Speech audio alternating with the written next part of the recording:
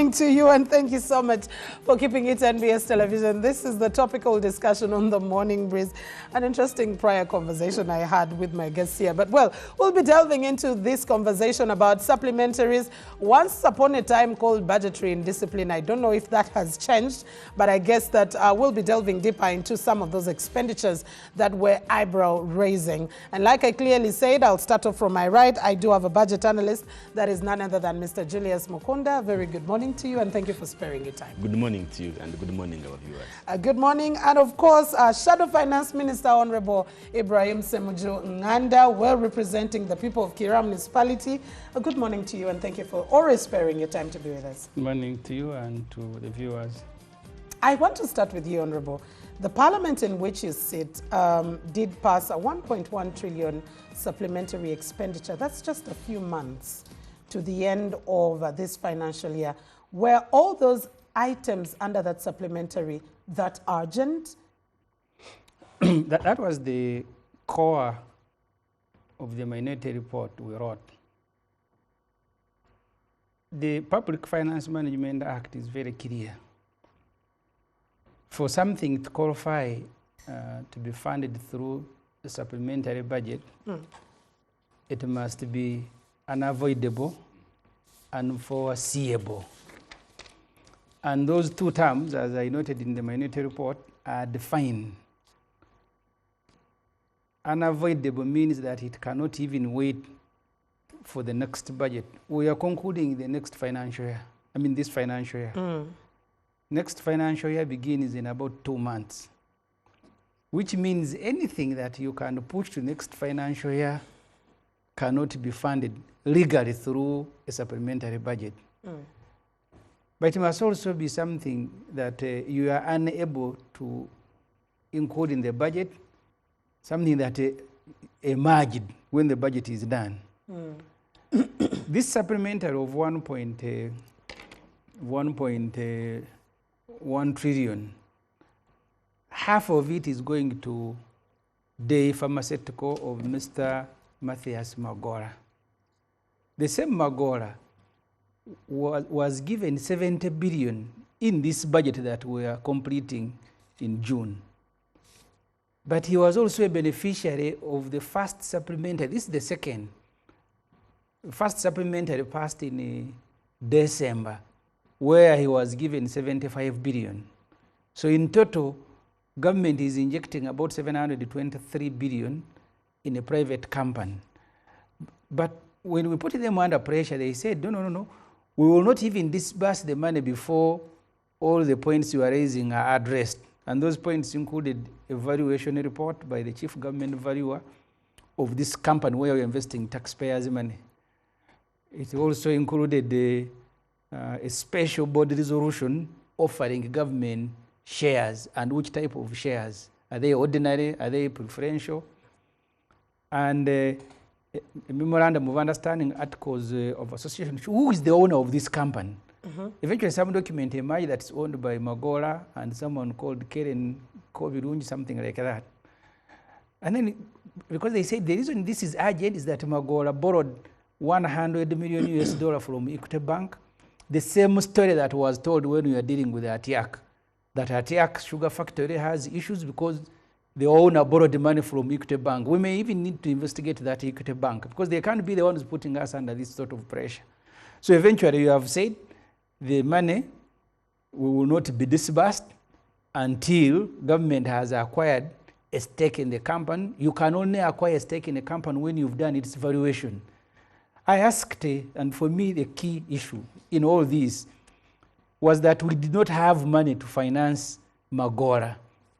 What government has done is to divert money meant to pay loans, because we have now a vote in our budget 130 where we put money for debt servicing. Okay. When we interacted with Minister of Finance during a meeting in Munyonyo, they said we are going to divert money from debt servicing to go and pay Magora's debt. That's what I asked Parliament. This can't be Magora.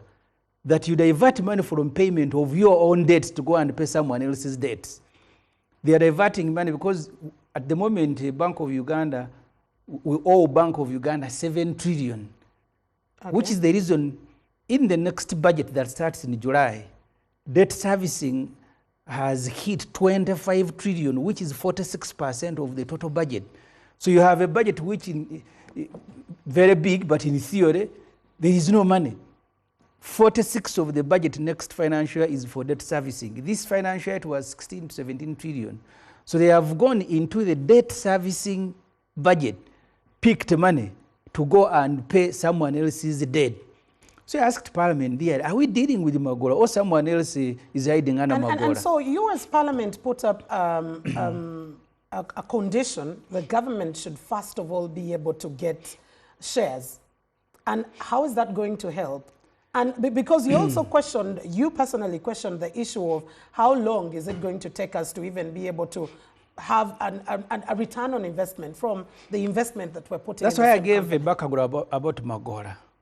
March 2020, Magora says he had been given a patent by an American professor from Illinois University to produce a cure for coronavirus.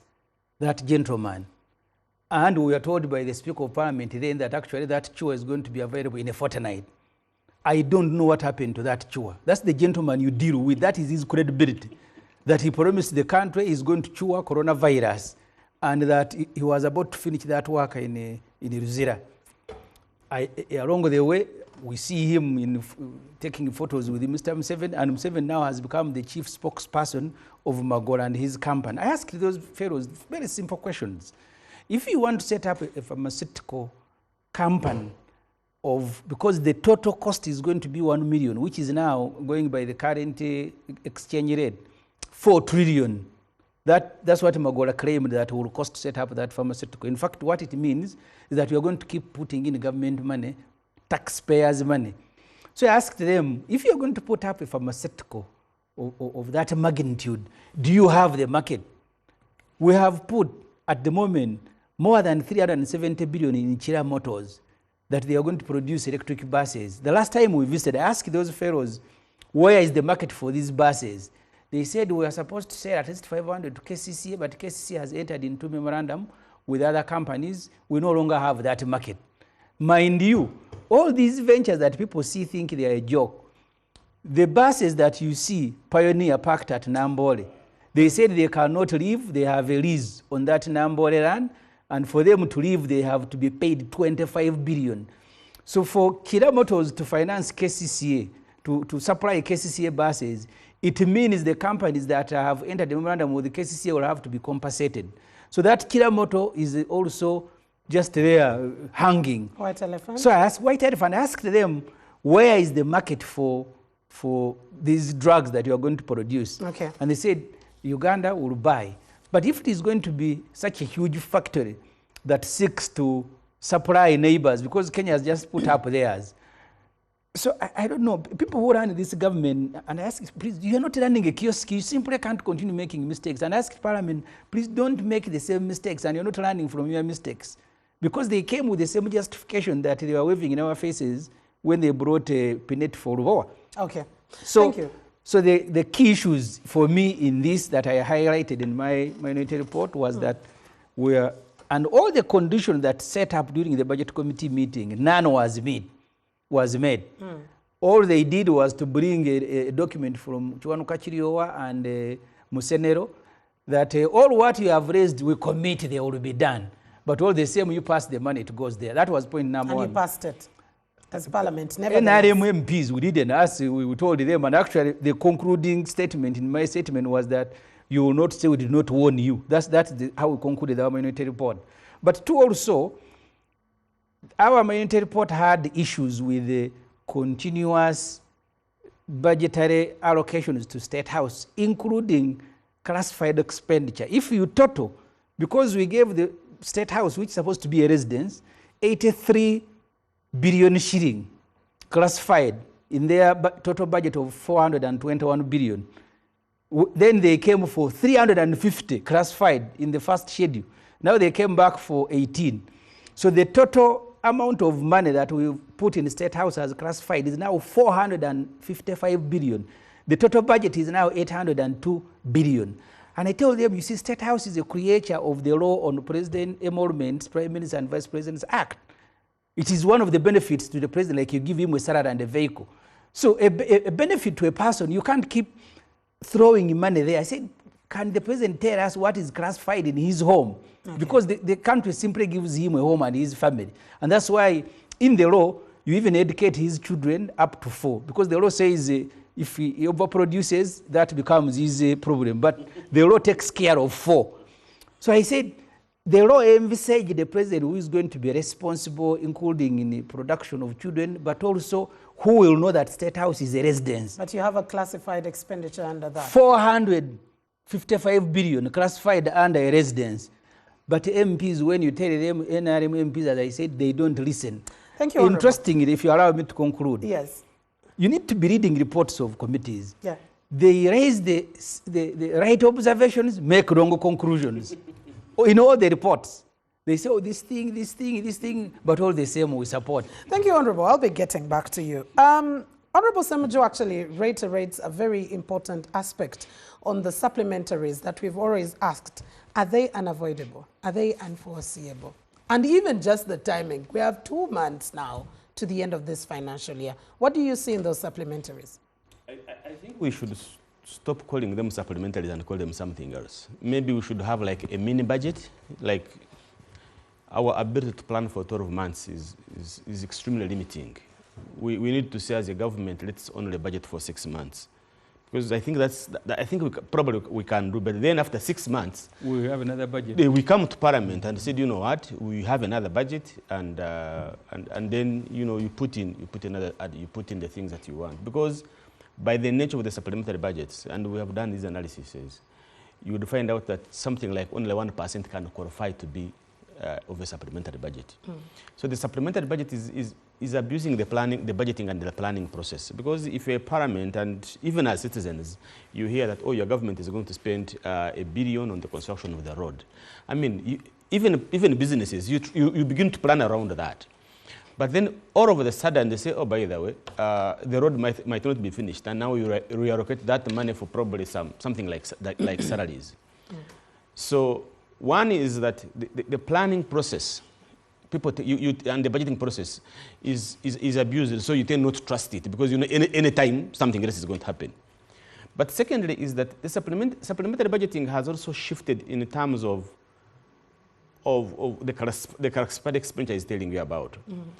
The last 6 years, I think we have seen the classified expenditure budget shooting up by almost like 500%. In 2014-15, it was around 400 billion. And right now it is coming to 2.7 trillion if you want to look at the way it has been done. But most importantly is that supplementary budgeting has created the appetite of to increase the number of institutions that want classified expenditure. Usually classified expenditure was only a preserve of the security services, police and the State House. But now you see even the IGG wants a classified expenditure. Even Uganda Police Laboratories, they also want some kind of classified expenditure. The DPP also wants classified expenditure. You see, classified expenditure, although passed by Parliament, it does not have enough scrutiny. And as such, it is one leeway of actually something like free money, because your accountability, only very few people, although actually the general audits, but very few people can scrutinize. So you will never know what comes out of the classified expenditure payments. So it's sort of like something that is given out free of charge. There is something he was talking about when we begin to bail out companies, because I think for me, like this company is like a bailout. And from the beginning, I have always said that bailing out companies is not bad. It's not. But you must have a process. You must have a procedure. It should not be for specific individuals and specific companies. Because Mildred, if you have a company and there is a very well-developed framework on how a company can be bailed out by government, and you follow it up, I don't know why they shouldn't actually bail you out. But when we begin to do it we do it haphazardly because somebody has just come, then as citizens we begin to question ourselves, we say, but why? Why is it that this thing is not transparent? Why is it that others cannot be bailed out? Because really there are some companies you felt that they should have been bailed out. Because I remember saying Mbule, for example, it is just died a natural death. In my mind, I was like, really? This is a company who would have really nurtured and bring it on board. Yesterday, I think last time somebody was telling me about even the construction industry. There was this local company that had started coming up, and they have no doubt died a natural death.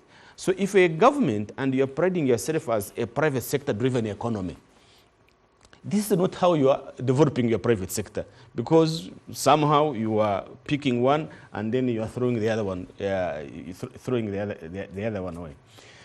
The other important about these supplementary expenses, I think it's high time for me, really. It's high time that we agree and say, if you are an accounting officer, you are unable to budget for simple things like salaries, really.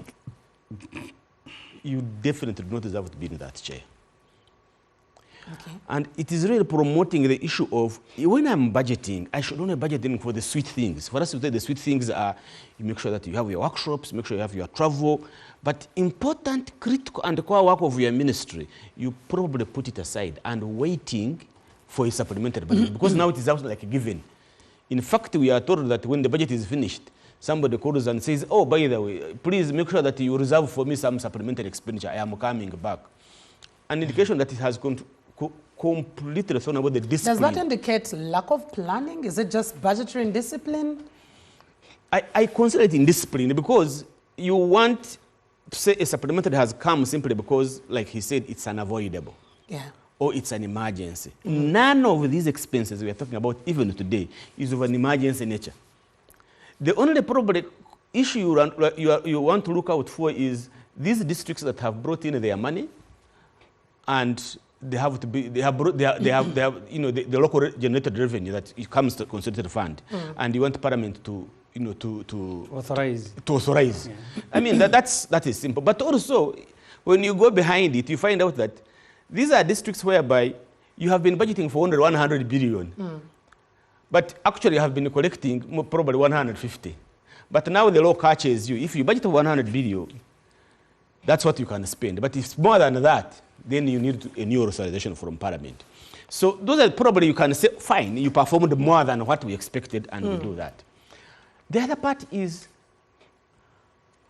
how do you want to buy equity in a company that you don't know its value? That's basic economics. Even an S4 commerce student would say, if I'm going to buy a cow, I need to know the value of that particular cow. Is it 1 million or 3 million? Then you can come back and buy it. What if now you've borrowed money, by the time you buy the cow, it is more than what you had borrowed for? So the value definitely changes. And this is what we've talked about. The Auditor General is saying that in terms of project public investment management, we are doing so badly. You have projects that we are implementing that don't have visibility studies, and this is one of them. Because now we have borrowed money to pay for the company, but we have no feasibility study. We don't know how much value the company is. We even don't know its mode of operation. We don't know about it. The moment you put in money, the company is likely to close. And what are you going to remain with? As a taxpayer, you are at a loss-making end. So okay. Let us do some things right, really, and say, fine, if you want to invest in a company, the best things you do is to have its value, for heaven's sake. I am in support of government looking for strategic investment in certain areas. I'm in support for that. But we have to do it in the right way. You cannot fix the plane in the air, for heaven's sake. Thank you very much, Julius. Honorable Ssemujju, have these funds been managed better? And are they representing in any way our financial priorities as a country? Or is it just lack of or poor planning? Because you also had a 3 billion supplementary to Matters Day celebrations. Yeah. This is a calendar event that we know and should have planned for in the current running financial year. It's interesting that the support towards the celebration of the matters. For example, the Catholic Church had asked for 1.7 billion, but the presidential directive was that give them 2 billion. I asked the fellows when we were in a meeting, how can someone ask for 1.7 and you are saying, no, I am giving you 2 billion, 300, no, but he has given you a budget, please support me up to 1.7. And you say, no, I am giving you 2 billion. So the level of arbitrariness and ad hocism, it's very, so that's why in our report to Parliament, we said all the items that they are seeking to finance through supplementary do not qualify under the law. So what Parliament did was illegal. So we escorted the government in breaking the law. And with dire consequences. This is the second supplementary. The first supplementary, we borrowed 3.6 trillion to finance it. And that is the supplementary in which we gave Magora 75 billion.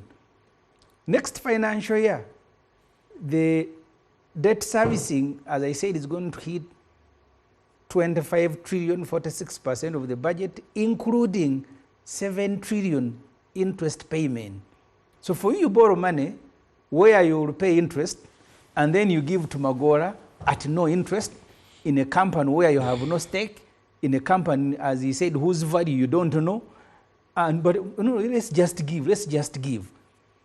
Because I did point out with my colleagues in the minority report, there are many things that we want in life. You can't get all of them at once. We have borrowed heavily to finance the energy sector, to finance roads and so on and so forth. We are now constrained to continue borrowing. This pharmaceutical can be postponed 2, 3, 4 years and you start it. You cannot seek to start everything at the same time. Zimbabwe is almost collapsing. They can no longer pay their debts. What that means in real terms is that when you can no longer pay your debts, you can't go to IMF and World Bank that are giving you concessional loans at a very small interest to borrow. They will blacklist you. Eventually you go to China, where every loan you are paying 2% up to 4% interest, and you continue encumbering yourself. Because I pity Parliament that you go through a budgeting process, they will tell you 25% trillion, it's a budget of 58, 25% trillion is debt servicing. 7.5 trillion is wages and salary. When you add the other ingredients of vehicles, fuel, this country has no budget.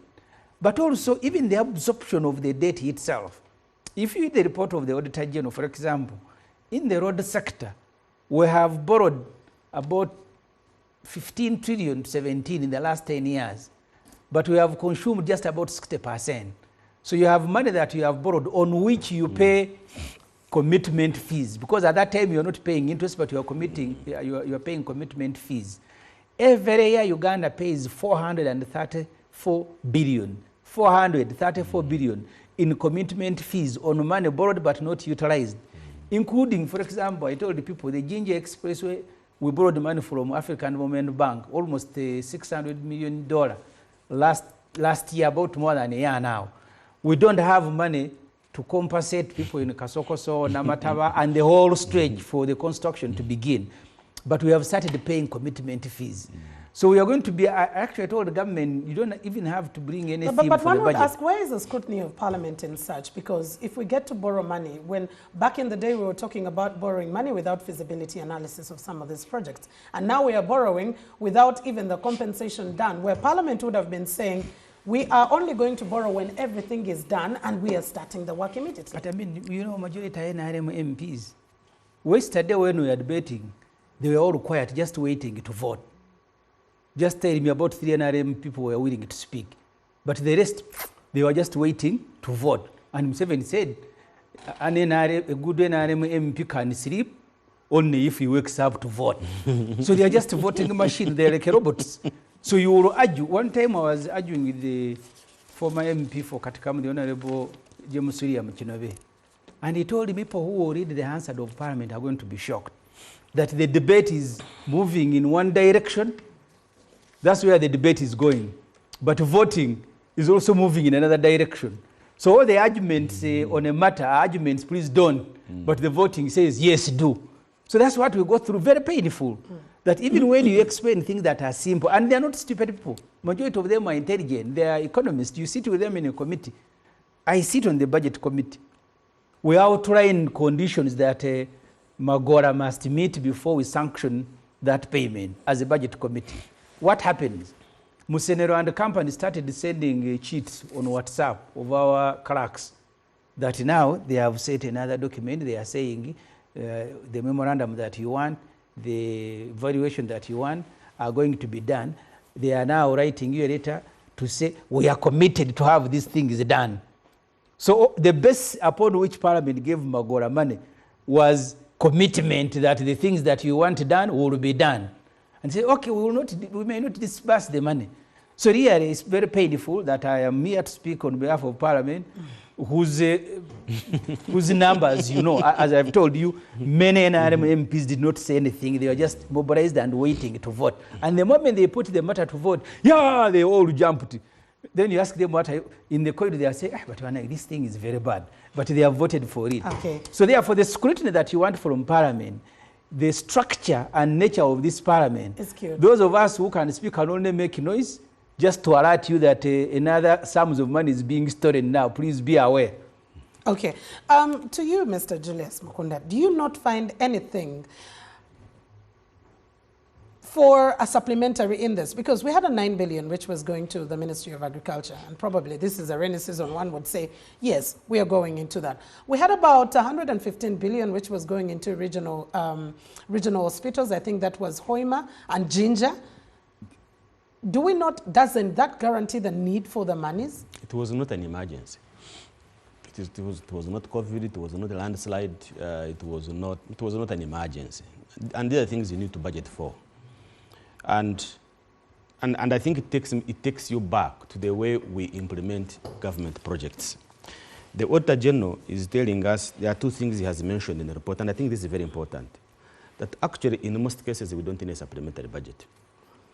In the last financial year, we had a budget of 48 trillion, and it was revised to 52 trillion when we added a supplementary expense.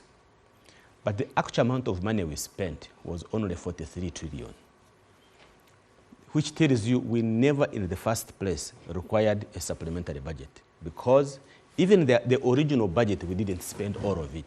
We have unabsorbed money of around 4 trillion. So even this rush that we go through, I can assure that by the end of the financial year, we shall not have even spent all the money. So you go through this painful process of allocating resources, and probably you're not likely to spend all the money because your capacity to implement is still very limited. And I have been looking at the supplementary schedule of some projects whose funding has people who have saved money and they want to spend it more, or whose funding whose absorption has also improved. But also is that if you had a project that was going to end at the end of this financial year, and it has ended, we are at the end tail of this budget. This is something that should have been planned for in the budget that we are currently implementing. So and if I can give you, when we are meeting the technocrats to explain the money we are putting in a Jinja hotel and tourism training something under competitiveness, they said they are closing the project in June. One of the items is to buy vehicles to close the project. Second item, about 550 million transport. So I told those guys, you mean you're going from now, every second you're going to be traveling until the end of the project, because the project is ending in June, and you need so much billion to close it. Procurement, so how will you procure, and what will they be for when you are closing? Yes. I mean, so there is this problem of executing government programs on time and on budget. The Auditor General said that 53 activities amount 74 billions in 22 entities had delayed activities. And sometimes, but it's very embarrassing that you find an entity that has got almost 90% of the money that they wanted in a financial year, delivering for only 30% on the activity that they have done. And the rest are still in the pipeline, and they are trying to do that. And also takes you to what NDP, the midterm review of NDP 3, that we had performed at 17%.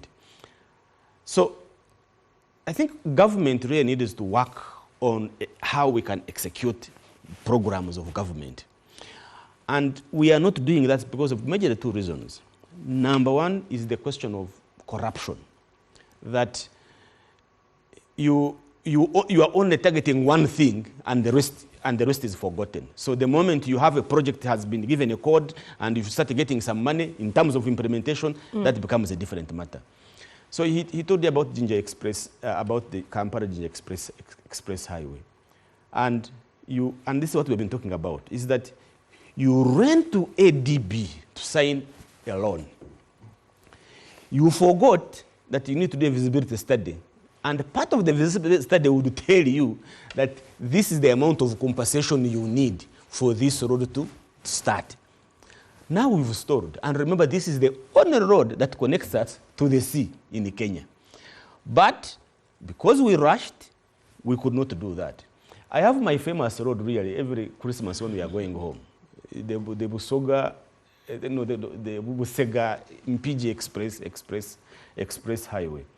This is a project that you would think it should be a priority for government that really can ease the traffic out of here. But 5-6 years down the road, I think we are now at 20% performance. But even if you are passing there, you can understand that the activities on that road are so minimal that you wonder whether this road would ever be finished. Okay. Why? Because our preparedness to execute is still a problem. That you have a plan, and your project profiles, but a project comes from the window and then falls on you. I think this pharmaceutical thing has just come through the door. Now it has fallen on Parliament. Please pass this money. When it comes to execution, 1 year down the road, we are going to look for that pharmaceutical factory, and it is going to be like Roboa, because you will not be able to find it, and you will not be able to even supervise it. And okay, that's where we lose money. I will be, allow me, gentlemen, to take a very short commercial break. And when we do come back, we will definitely continue with this conversation on budget and discipline, as the panelists here have actually said. Let's get back.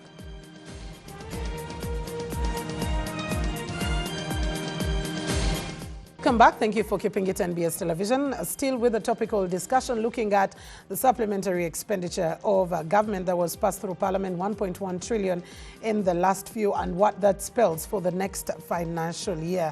I do still have Julius Mukunda, budget analyst, and also I do have the Shadow Finance Minister, that is Honorable Ibrahim Ssemujju, and I also wrote a minority report with regard to that. You talked about, Honorable Ssemujju, the fact that what you did as Parliament was illegal. Yes. Then what for the Ugandans out there? Because you're performing an illegality, 2 months to a start of another financial year. That's where civil society will need to help. We should now be having people going to court to stop this. Because the law is very clear that you can only finance through supplementary budget items and activities that were unforeseeable and unavoidable. All the items there, none is of an emergency nature. In fact, I did ask colleagues who are NRM that we have an entire road network in Kampala and Wakiso and up-country bridges that have all collapsed. If government came here with a supplementary of 2 trillion to go and deal with this emergency, I will be the first to support it, because we have to continue moving. But money to Magora, money for UCMID, money for competitiveness, money to agriculture, money to everything. So we can't be the ones in Parliament. I have taken Parliament to court twice, but steady. As you are required in Mbale, business continues here. The other day when we were at one of the courts in Kampala, we were 7 who had gone there, but some of the 3 were not even able to attend because they have other business. So civil society and the citizens should help. That's why we make all this noise, for others to activate the others. People will need now to begin taking government to court. You have illegally. I don't know why there should be appetite for civil society and some journalists to take government to court over the anti-homosexual bill, and they can't go to stop government from wasting taxpayers' money. So we need other people to develop some appetite to begin going to court. Maybe Parliament will listen. But otherwise, the level of impunity, okay, we have passed it, you can go and hang, you can go on NBS and quarrel, then tomorrow they will bring something else. So that's the mind I see in the country. Okay. So the level of civic activism needs to go up. Parliament now will need to know that you simply can't pass these things. Because you see, the commitments that we are making, I have been reading documents from Minister of Finance on taxation. And the argument is that there must be a return on the tax that you collect from citizens in terms of social service provision. That's why people get fatigued. So I pay taxes, and what I hear that Parliament has sanctioned payment of nearly £1 trillion to one individual. And then tomorrow URA closes my shop. Because people who are mainly paying indirect taxes may not feel it. So my businesses, you go to town, businesses are closing. The other day Game closed because they were demanding taxes worth 23 billion shilling. A lot of people lost jobs there. Then other companies have closed. So you close people's business because they can't pay taxes. When you collect the money, you begin distributing it as if it is nobody's money. So that anger is what I need to see in the population, led mainly by the civil society, because Parliament, the numbers are going to overwhelm you. They will also bring something else and pass it the same fashion. We will make a noise for you to hear. So this noise we make for you, the public, to hear and then be able to do something. Otherwise, if you don't do something, it now becomes routine. Okay. And they are used to that. Because supplementary schedule number 1 comes, you approve 3.5 trillion. They go and misuse it. Then they return with 1.1 trillion. We are lucky that the financial year is closing. Maybe there should have been another supplementary schedule number 3. So this we need to collectively as a country to put these guys under pressure. Because Mr. Museveni must explain. So how do you wake up and say you're going to invest nearly £1 trillion shilling in a company? No valuation done, no documents are on table. And all that you are telling citizens is that they are going to be worked on. They are going to, I commit. They are, because we did ask specific questions, assuming that man, Magora, tells you that all the money that you have given me is equivalent to 5 shares. My intellectual property and everything that I have done, because we are facing a similar situation with Atiak. In Atiak, we have invested as of today 550 billion, including about 60 billion that we gave people to transport sugar canes from Busoga to go and help the factory. So the total is now 550 billion. The proprietor of Atiak has put less than 150 billion. She owns about 70%, we have about 30%. So you've made an investment of 550 billion. Your worth in the company is 30%. The one who has put 150 billion has 70%. You are not on the board. We've made these mistakes one after another. You remember in Chogam, when we gave Steel money to construct the Commonwealth Speak Resort, he later came and told Parliament, the committee on park, at that time chaired by Wadri Cassiano, the honorable, because Cassiano was demanding that the Auditor General must go and audit because you have put money there. He said, how would you audit a private company? Did I invite you to bring your money here? Because we took that money there the same way you are taking money to Magora. Okay. No stake, no document. So eventually, you can bring government people here and ask them, do we have a share certificate for the Commonwealth Speak Resort? No share certificate. We have just invested another 86 and more billion in constructing that facility for this meeting that took place there. So we are too casual, and you can forgive when people are not intelligent. But Museveni is intelligent. Many of his ministers are, and technocrats. But when you ask them all these questions, they either look at their shoulders because Museveni has directed, he has given an order. And that's why I told the Parliament yesterday, the other day, but guys, you have a duty as an institution to bring Mr. Museveni under the armpit of the law. Mr. Museveni cannot operate above the law. Yes, because he's committing this country. Lucky for him is now an old man. But we have children. That's why when Mwakani's, when he was PS, when they were launching the domestic revenue mobilization strategy, he said, we must stop this endless borrowing because you're not only eating our future, but you're also eating the future of our children, who will be the ones to pay these loans. You're a country that can't pay loans, but you're just giving out money. And that's what Makani said. You need to go back and read that domestic revenue mobilization strategy. Sure. Yeah. So he saw that actually what Mr. Museveni is doing, as he is, all of us who, if we are lucky, we may grow old, he has eaten his future, is eating ours, but also of our children.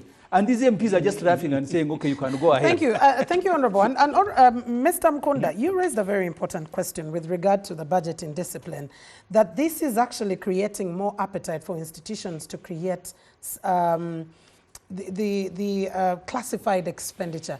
How do we curtail this not to grow in the future? Because it's the same amount of conversation that came through of one-offs now becoming a common, a common expenditure in budgets of different institutions. I would not be surprised even that we are going to have a classified expenditure for Parliament, like the Speaker's office, because because you see, the scrutiny is very high. Don't be surprised that you are going to start having these separate classified expenditure in different departments. But let us agree that there is nothing like public money. It is all taxpayers' money. And whose money is it? It is taxpayers' money. It's me and you. Okay. We are the ones who are funding government to run. And I think for us to curtail all of this is to see how we can curtail the appetite of a government to spend on things that don't matter to us. Wasteful expenditure. How would that be done if Parliament is crying out to us, the public, and civil society? And yet we vest the power in them. And I agree with Honorable Semuju that there should be a stronger third voice into this. Because when you have a case where the executive and the legislature are almost in bed together, then somebody should be able to help us to do that. And I think it's a challenge for us as civil society organizations. But also I have always told Ugandans, as a citizen, because if you are in your village and that health center is not functioning, Honorable Semuju might not go to that health center. Honorable Semuju might not go to that primary school. It belongs to you. Why do you want to wait for Honorable Semuju to come and visit the health center and say, it is not working, something must be done? It is impossible for even members of Parliament. Basically, as ordinary citizens, wherever you are, ensure that that health center is working, that borehole is fixed, that primary school is, children are in school and that they are learning. And if not, raise those accountability questions at that particular level. If we are able to raise those questions from Chisoro to Koboko, from Busia to Rwenzori, something is likely to change. Something is likely to give away. But we have come now a society of lamentations all the time, like, oh, this can't work, be a government, government to Yambe. But I think at the end of the day, really, it's high time we really wake up, put on our own shoes and say, please, this is what we need to do. And I think I really take it that as civil society, we need now to do a niche higher, because we trusted Parliament. And you've seen us going to Parliament, we go to committees of Parliament, we make presentations. And Parliament is great. Guys, they say, oh, you are saying the right things. This is really nice. But at the end of the day, out of 20 recommendations, they pick 1.5 or even half, or sometimes nothing at all. Is it because we have very weak recommendations? Absolutely not. We really recommend where government should spend money and where that money can actually bring returns. So when you talk about that we don't have money, I don't agree with that. I don't agree with that, because if you say at the end of the day, like the example he gave you, you are trying to finish a project and the first thing you think about is let's buy vehicles. But just imagine if we need ambulances, for example. Is it because we don't have money to buy ambulances? Absolutely not. Okay. But probably ambulances is not a priority for government, but it's a priority for an ordinary citizen. A mother who is 5 kilometers away to a general hospital. It could work for her. You go to a hospital and they say there's no blood, but you can't buy blood. Blood is priceless. It's priceless. You can't say I want to go and buy. No, you need to fund an agency properly to ensure that it collects enough blood, and blood is in each and every every hospital. But that is not a priority for government. The priority of government is something different. Is Magora, for example, they are telling us about. And that defeats the whole idea of service delivery, That's the number one, because you are like, you have all these potholes around, but somebody is there to pick $500 billion Ugandan shillings. And later then they tell you that, oh, the government has no money to fix potholes. That's a lie. I don't really now agree on that one. And Honorable, it's how we are setting our priorities that can enable us to deal with the problem. And we also have unfunded priorities in that case. If a priority can't be unfunded, you see, that's the other part. You can't have a priority and it is not funded. Things that are not funded are not priorities. And I think that's also another language we need to change from the budget. You can't say my first priority in my family is to educate the children, and then you say, fine, but I'm going to spend the money on drinking. Then taking children to school is not a priority. Your priority was drinking. And for me, actually, when I'm looking at the budget right now, the first priority of government is service debt, because it takes a huge amount. The first priority is now the biggest chunk is now on servicing debt. So the rest four come later. All right, Honorable Ssemujju, as we get to close, you raised a very pertinent issue during the budget committee where you said government has a tendency of sneaking prior rejected projects back, and then you talked about also political pressure influencing parliamentary approvals. These are very sound statements. Because you see, when they present a budget and you tell them, no, this is not a priority, they now go and finance Who it determines priorities in the first place? Government presents a budget for approval. Parliament is the next layer of determining priorities. Okay.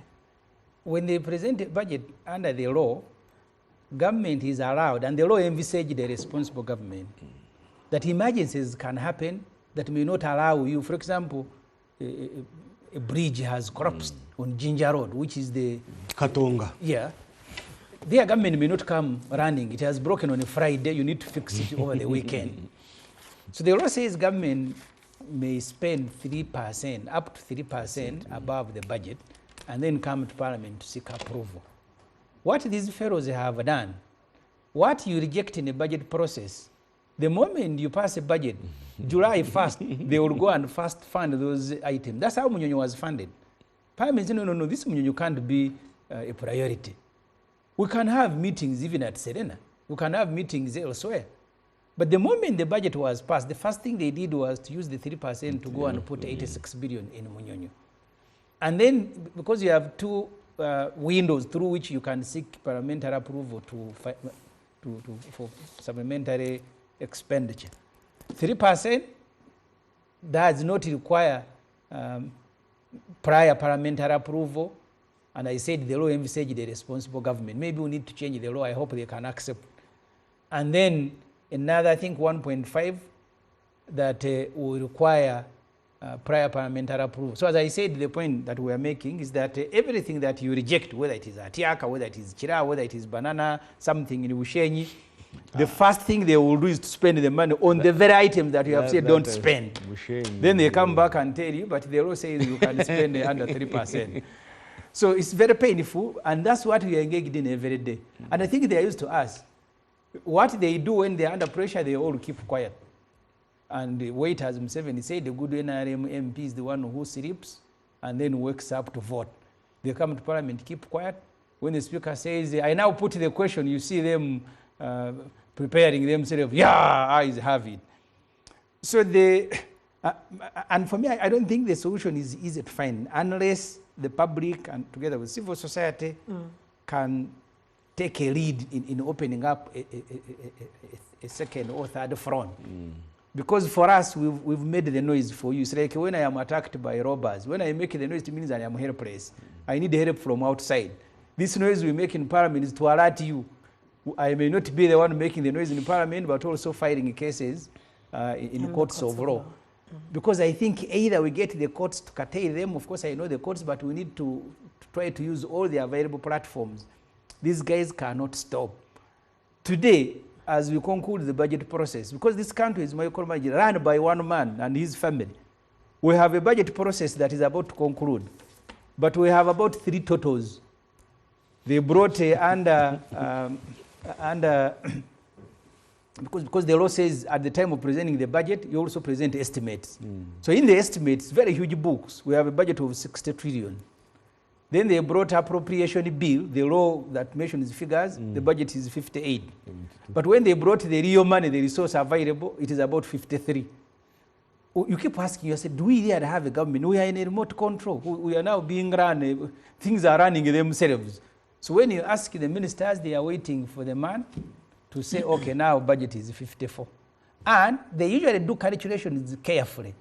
Because they want to benefit from 3%, they will inflate the budget to up 70 trillion.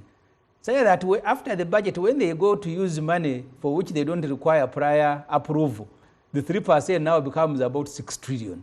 There the president can say, Semuju, I have given you a car, and I'm going to go and organize this, go and do this.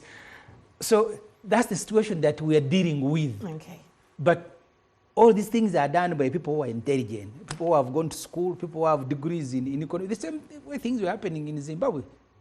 The finance minister in Zimbabwe had a master's degree from London School of Economics, but they found him with sacks of dollars in his house.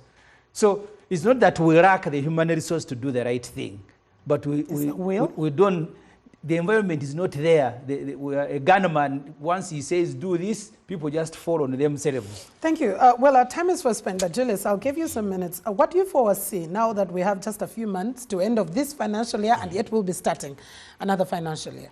I mean, I think for me is the indiscipline in terms of managing resources really has increased, and something must be done.